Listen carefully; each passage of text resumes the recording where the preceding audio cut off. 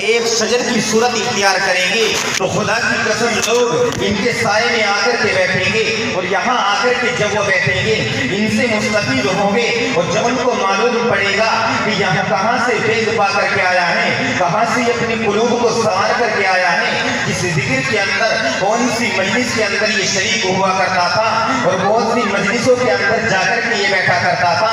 آخر کہاں یہ رہا کرتا تھا۔ ایک وقت میں جو اس وقت آپ کو ایک چھوٹا سا ادارہ نظر آ رہا ہے، اگر آپ نے اس ادارے کے اوپر محنتیں کر لی، آپ نے اس کے اوپر اپنا جان مال قربان کر دیا، تو خدا کی قسم آنے والے وقت میں یہی ایک چھوٹا سا ادارہ ایک ایسا شجر بن کے سامنے آئے گا کہ یہاں سے اٹھنے والے، یہاں سے نکلنے والے، یہاں سے ابھرنے والے چھوٹے چھوٹے طلبا ایک وقت میں بہترین مقرر بن کر کے سامنے آئیں گے، بہترین خطیب بن کر کے سامنے آئیں گے، بہترین نوجوان مفسر بن کر کے سامنے آئیں گے۔ جس وقت لوگ ان سے فیضیاب ہوں گے تو پتہ چلے گا کہ واقعی یہ وہی بڑھانی کی سرزمین تھی جہاں ایک وقت میں علم کا ڈنکا بجا کرتا تھا، علم کی شہریت یہاں سے جایا کرتی تھی، علم کا ایک آفتاب یہاں سے ابلتا ہوا نظر آیا کرتا تھا، ایک چشمہ یہاں پر بہتا ہوا نظر آیا کرتا تھا۔ دوبارہ سے پھر انہی چھوٹے چھوٹے مکتبوں سے اٹھنے اور نکلنے والے طلبا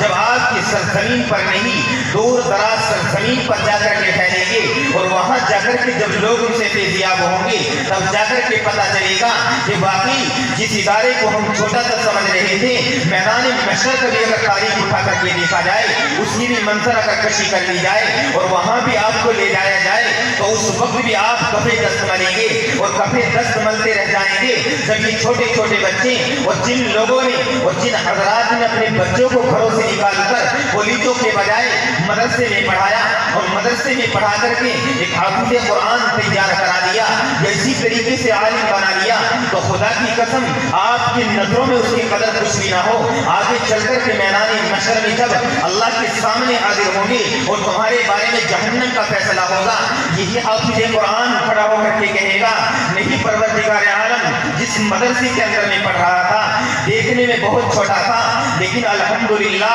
میری بستی کے اندر رہنے والے ایک ایک مزدور آدمی نے اتنے گھروں سے ایک ایک سکہ نکال کر، ایک ایک روپیہ نکال کر اس خانقاہ کو تعمیر کرایا تھا، اس مدرسے کو چلایا تھا، اس مکتب کو چلایا تھا، اور اس مکتب کے اندر رہ کر میں نے علم دین حاصل کیا تھا، علوم نبویہ کو اپنے سینوں کے اندر محفوظ کیا تھا۔ آج اسی کی بدولت ہے، اور بعد میں چل کر کے جو میں نے اتنا بڑا کام کیا ہے، جو میں نے اتنا بڑا ادارہ چلایا ہے، جو میں نے بڑی بڑی خانقاہیں چلائی ہیں، میں اسی سرزمین پر پلا اور بڑا تھا، اسی چھوٹے سے ادارے کے اندر میں نے فیض حاصل کیا تھا، اسی چھوٹے سے مکتب کے اندر میں نے علوم نبویہ کو اپنے سینوں کے اندر محفوظ کیا تھا، اور اپنے سینے کے اندر محفوظ کر کے امت محمدیہ کے درمیان گیا تھا اور جا کر کے اس کو پھیلایا تھا۔ تب جا کر کے یہ لوگ ابھر رہے ہیں، ابلتے ہوئے نظر آ رہے ہیں۔ آج آپ کے سامنے پروردگار عالم جو یہ لوگ حفاظ نظر آ رہے ہیں، ایک بڑی لمبی قطار اس کے پیچھے کھڑی ہوگی، تب پتہ چلے گا یہ تمام لمبی قطار کہاں سے نکلنے والی ہے۔ آپ کسی سرزمین سے اٹھنے والے ہیں، اسی کا فیض پانے والے ہیں، اسی سرزمین پر ابھرنے والے ہیں، اسی سرزمین سے نکلنے والے ہیں۔ آپ نے محنتیں اٹھا کر، آپ نے مشقتیں اٹھا کر، تکلیفیں برداشت کر کے اس مدرسے کو چلایا، اور اس مدرسے کا بھرپور طریقے سے تعاون کیا، چاروں طریقے سے آپ تعاون کرتے رہے، مال سے بھی، جان سے بھی، وقت سے بھی، تمام چیزوں کی قربانیاں آپ نے اس مدرسے کے لیے دی۔ خدا کی قسم یہ رائگاں نہیں جائے گی، آگے چل کر کے میدان محشر میں آپ کے کام آئے گی۔ دنیا کے اندر آپ کو ایسا محسوس ہوگا کہ اس مکتب کو چلا کر کے کیا کریں گے، اس مکتب کے اندر اپنے بچوں کو پڑھا کر کے کیا کریں گے، لیکن آپ کو بتا دینا چاہتا ہوں کہ جہاں تک دیکھیے تعلیم کی فرما روائی میں، جہاں تک دیکھیے تعلیم کی فرما روائی میں، جو سچ پوچھو تو نیچے علم اوپر خدائی ہے۔ یعنی میں آپ کو یہ کہنا چاہتا ہوں، آپ کے ذہنوں کے اندر یہ بات ڈالنا چاہتا ہوں کہ آپ اپنے بچوں کو انجینئر بھی بنائیے، وکیل بھی بنائیے، پائلٹ بھی بنائیے، لیکن پکا اور سچا مسلمان ضرور بنا دینا۔ اگر آپ نے اپنے بچے کو ایک مرتبہ مدرسے کی چہار دیواری کے اندر نکال دیا، مدرسے کی چہار دیواری کے اندر نکل کر کے،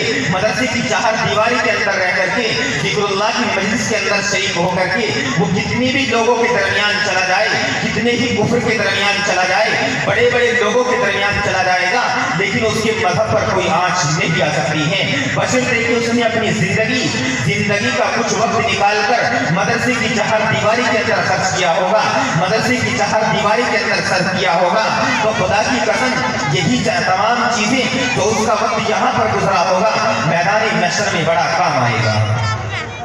इसलिए मेरे अजीजों, बार बार आपसे गुजारिश की जा रही है, हमारे चंद बुजुर्ग हजरात अभी तक यहाँ पर पहुंचे हैं, बहुत सारे हजरात घरों के अंदर बैठे हुए हैं और न जाने किस चीज का इंतजार कर रहे हैं और किस वजह से घरों के अंदर तशरीफ फरमा है। सुबह से ये प्रोग्राम चल रहा है और अब तकरीबन वक्त काफी हुआ जा रहा है, वक्त बहुत हो चुका है, 11 बजने के करीब है, लेकिन आप लोग अभी तक घरों के अंदर तशरीफ फरमा है। उलमा इकराम किस वक्त बयान करेंगे और किस वक्त आपके सामने कुछ नसीहतें करेंगे, किस वक्त आपके सामने आकर के वो तमाम चीजें जो एक पैगाम सोच करके आए थे और एक चीज अपने दिलो दिमाग के अंदर बिठा करके आए थे, एक मजमून खाका तैयार करके अपने जहनो दिमाग के अंदर लेकर के आए थे और वो जहनो दिमाग के अंदर आपके डालना चाहते थे, लेकिन आप लोग अभी तक घरों के अंदर बैठे हुए हैं किसके सामने। और आपको बता दो एक बात और, कि इतना अच्छा इंतजाम आपके लिए किया गया है कि कुर्सियों का इंतजाम किया गया है, वरना अक्सर व बेशतर जलसे के अंदर देखा यह जाता है कि तमाम लोगों के नीचे बिठा दिया जाता है, सिर्फ नीचे कालीन बिछा दी जाती है, उसी के ऊपर यहाँ पर आवाम को बिठा दिया जाता है, यहाँ पर बैठकर के वो लोग यानी उलमा इकराम से मुस्तफीद होते हैं। लेकिन अल्हम्दुलिल्लाह सुम्मा अल्हम्दुलिल्लाह आपके लिए तो इतना अच्छा इंतजाम किया गया है और इस पंडाल को सजाने के लिए कमेटी के मेंबरान ने कितना रुपया पैसा खर्च किया है और इस बस्ती के लोगों ने कितनी मेहनतें उठा करके, कितनी मशक्कतें उठा करके इस पंडाल को सजाया है। इस पंडाल को सजा करके आप लोग घरों के अंदर जाकर के बैठ जाएंगे तो उलमा इकराम आपसे क्या सबक लेंगे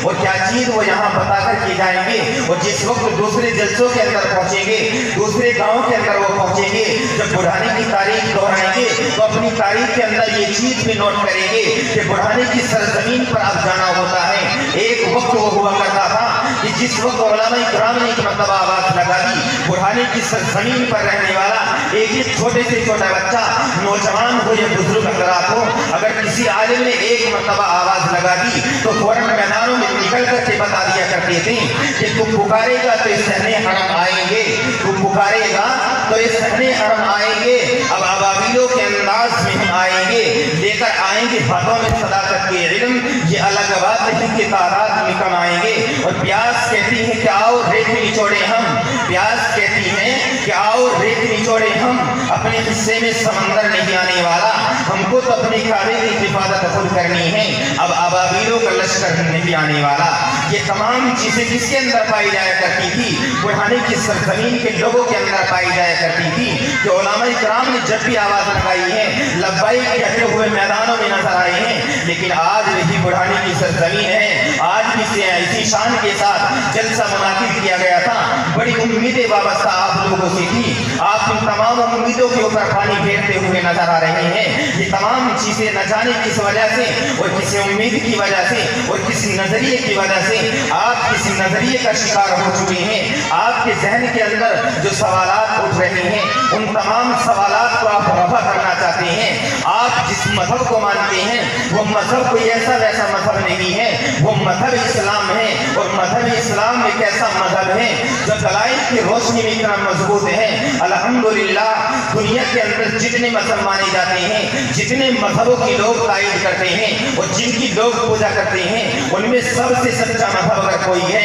दावे के साथ हम ये बात कह सकते हैं कि वो मजहब इस्लाम है। और हमारे पास अल्हम्दुलिल्लाह कुरान और अहादीस की रोशनी में वो दलाइल मौजूद हैं, अगर उनको पेश किया जाए तो ये मजलिस भी कम पड़ सकती है। मजहब इस्लाम अपने दलाइल के एतबार से बहुत मजबूत है। ये समझ लीजिए कि मजहब इस्लाम के पास ऐसे ऐसे दलाइल मौजूद हैं, जब भी बातिल ने ललकारा है, मजहब इस्लाम के ऊपर कीचड़ उछाला है, इसी तरीके से मोहम्मद अरबी सल्लल्लाहु अलैहि वसल्लम की शान अक़दस में गुस्ताखी की है तो फौरन उलमा इकराम हरकत में आए हैं और उसका सत्तेबाज करके दिखाया है। यही तो उलमा इकराम यहीं पर तोड़ करके चले थे, इसी सरजमीन से तो निकले थे। लेकिन आप लोग न जाने उलमा से इतनी मोहब्बत क्यों नहीं रख पा रहे हैं। अगर हम आलिम नहीं बन पाए हैं तो उलमा किराम से मोहब्बत करने वाले तो हम भी बन सकते हैं। अपने बच्चों को उलमा बना सकते हैं, कारी बना सकते हैं, हाफिज बना सकते हैं। अपने बच्चों को इल्मी मैदान में निकालिए और बताइए कि हम लोग दोबारा इस सरजमीन पर एक ऐसा इदारा कायम कर सकते हैं,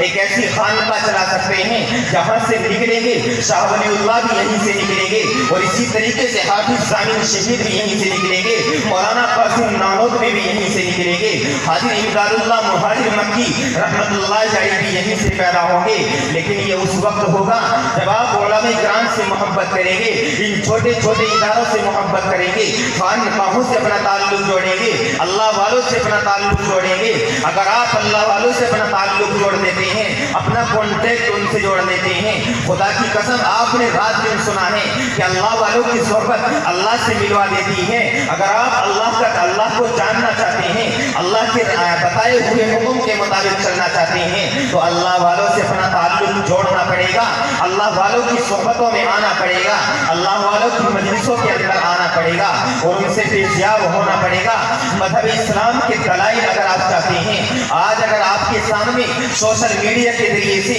इंटरनेट के जरिए से, टीवी चैनलों के जरिए से आज तरह तरह के सवालात खड़े हो रहे हैं और खास तौर से नौजवान उन तमाम सवालात का शिकार हो रहे हैं और नौजवानों के ज़हन दिमाग के अंदर ये बातें आ रही हैं कि हम मजहब इस्लाम को क्यों फॉलो करने वाले बन गए, मजहब इस्लाम को क्यों मानने वाले बन गए। दुनिया के अंदर सैकड़ों मजहब हैं, दुनिया के अंदर हजारों मजहब हैं, हम उन मजहब को क्यों तस्लीम नहीं कर लेते हैं, दूसरे मजहब को हम तस्लीम कर सकते हैं। इसलिए मेरे अजीजों आपको बताना चाहता हूँ, अगर आप दलाइल चाहते हैं और ये चाहते हैं कि मजहब इस्लाम के मुताबिक आपके पास दलाइल आ सकें तो खुदा की कसम इन मजलिसों के अंदर शरीक हो जाओ तो आपको वो तमाम चीज़ें आपके सामने आ सकती हैं जो आपके सामने उलमा किराम बयान करना चाहते हैं।